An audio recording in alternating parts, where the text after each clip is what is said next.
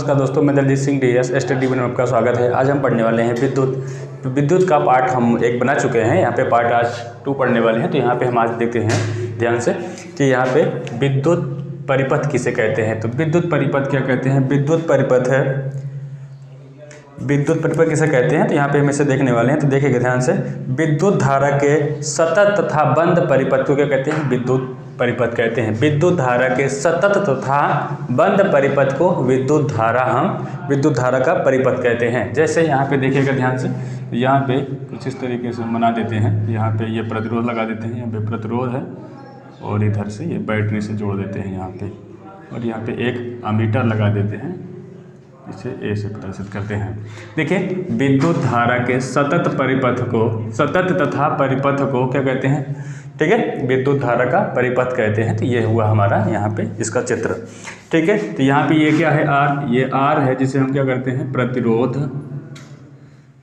प्रतिरोध। अगर इस तरीके से एक बड़ी लाइन होगी और छोटी लाइन होगी तो यहाँ पे एक धनात्मक होगा और एक क्या होगा? ऋणात्मक होगा। बड़ी लाइन में से क्या होगी? धनात्मक होगी और छोटी लाइन क्या होगी? ऋणात्मक होगी। अगर ऐसे लिखा है तो ये क्या है? अमीटर है। क्या है ये? अमीटर से क्या करना मापा जाता है? विद्युत धारा का जो मात्रक होता है मापा जाता है। किसी विद्युत धारा को किससे मापा जाता है? तो अमीटर से मापा जाता है। ठीक है, तो विद्युत धारा को मापने वाला यंत्र क्या है? अमीटर है। और यहाँ पे इस पथ को क्या कहते हैं? हम विद्युत धारा का परिपथ कहते हैं। ठीक है, तो यहाँ पे लिखते हैं कि विद्युत धारा के सतत तथा विद्युत धारा के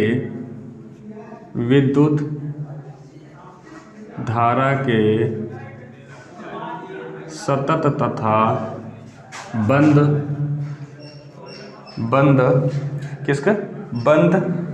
पथ को विद्युत धारा का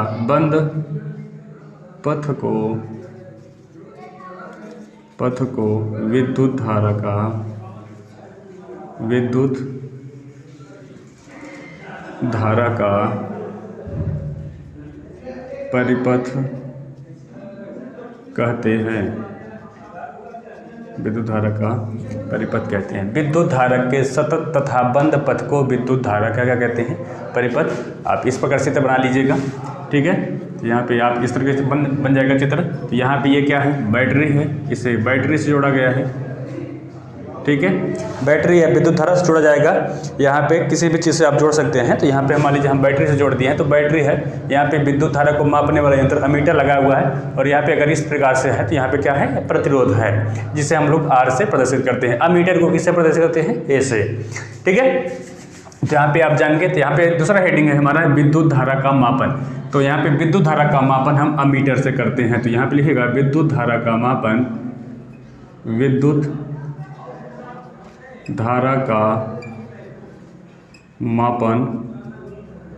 अमीटर से करते हैं। तो आपके लिए इम्पोर्टेंट क्या है? अमीटर। तो आपके ये पेपर में कई बार पूछ भी चुका है कि विद्युत धारा का मापन किससे किया जाता है। तो विद्युत धारा का मापन अमीटर से किया जाता है। या पूछ लेकर विद्युत धारा को किस से मापते हैं? तो यहाँ पे विद्युत धारा का मापते हैं किससे? अमीटर से मापा जाता है। ठीक है, यहाँ पे हमने आपके इसके पहले क्या सूत्र हमने पढ़ा दिया था आपको। यहाँ पे I बराबर Q/T, ये हमने आपको सूत्र पढ़ा दिया था कि धारा बराबर विद्युत धारा बराबर Q, आपका क्या हो जाएगा यहाँ पे? आवेश। ठीक है, Q क्या हो जाएगा यहाँ पे? हाँ, विद्युत धारा आवेश बटा में क्या हो जाएगा? समय। यहाँ पे विद्युत धारा बराबर आवेश बटा में समय, इस सूत्र को हमने पढ़ाया था। तो यहाँ पे Q का भी मान हमने निकाला था कि Q बराबर क्या हो जाता है? Q बराबर I इंटू क्या होता है? T। इन दोनों सूत्रों के बारे में हमने आपको अच्छे से बताया था, और यहाँ पे उसी सूत्रों के हिसाब, इन दोनों सूत्रों के हिसाब से यहाँ पे हम इस सवाल को हल करेंगे।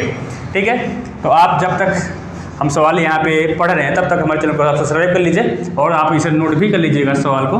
ठीक है, देखिए, किसी विद्युत बल्ब के तंतु में से 0.5 एम्पीयर विद्युत धारा 10 मिनट तक प्रवाहित होती है।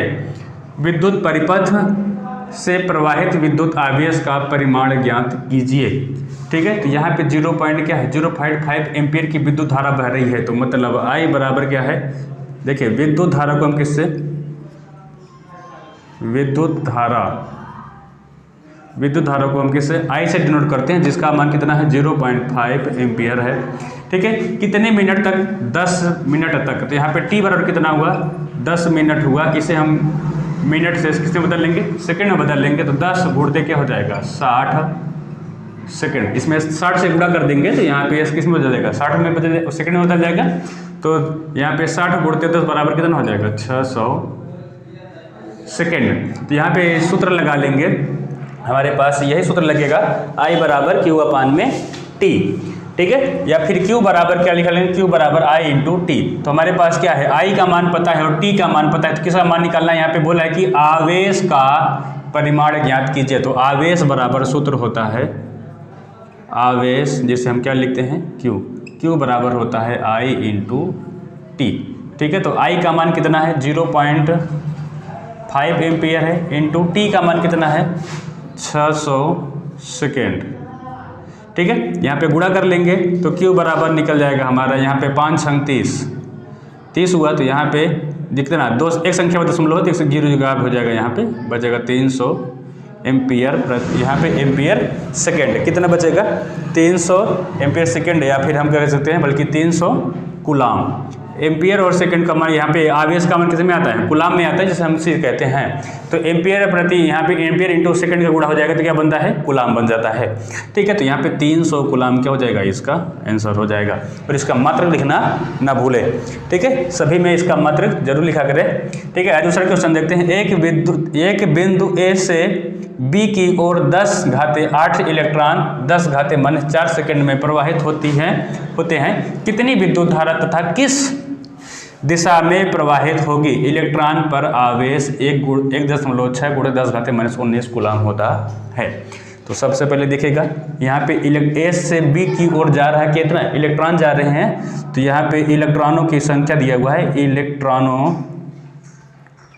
इलेक्ट्रॉनों की, इसे हल करते हैं, इलेक्ट्रॉनों की संख्या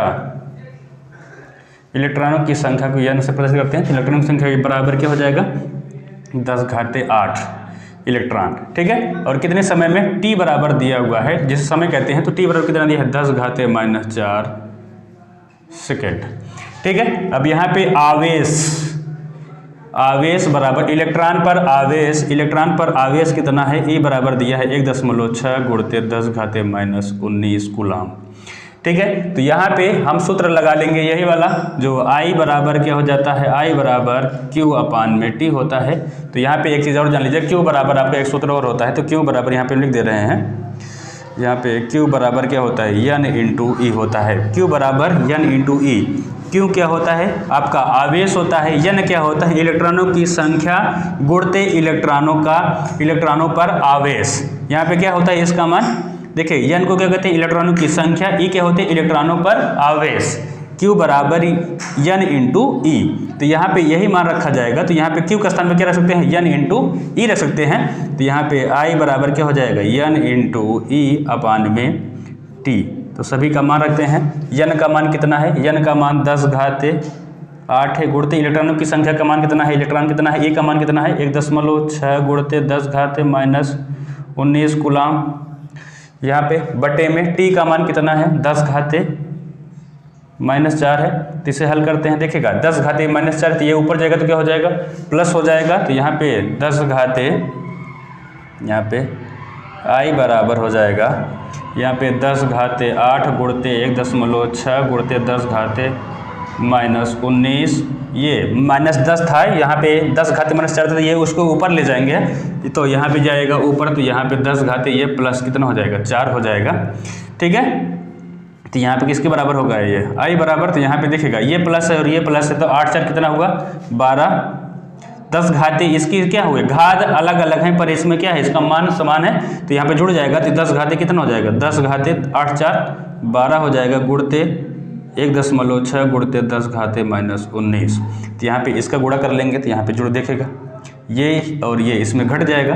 तो 10⁻19 और 10⁻12 ये घट जाएगा। तो इसमें से घातों की संख्या क्या होगी, घट जाएगी, क्योंकि ये प्लस में था और ये कैसे है, माइनस में है। तो 1.6 × 10⁻, यहाँ पे 19 से 12 घटा लेंगे तो कितना हो जाएगा, 7 2 9 होता है, तो -7। तो आवेश का मान कितना होगा 1.6 × 10⁻⁷ यहाँ पे क्या हो जाएगा एम्पियर हो जाएगा। आई का मान होता है तो इसे एम्पियर में ही लिखते हैं, तो इसका मतलब क्या होता है एम्पियर, ठीक है, एम्पियर।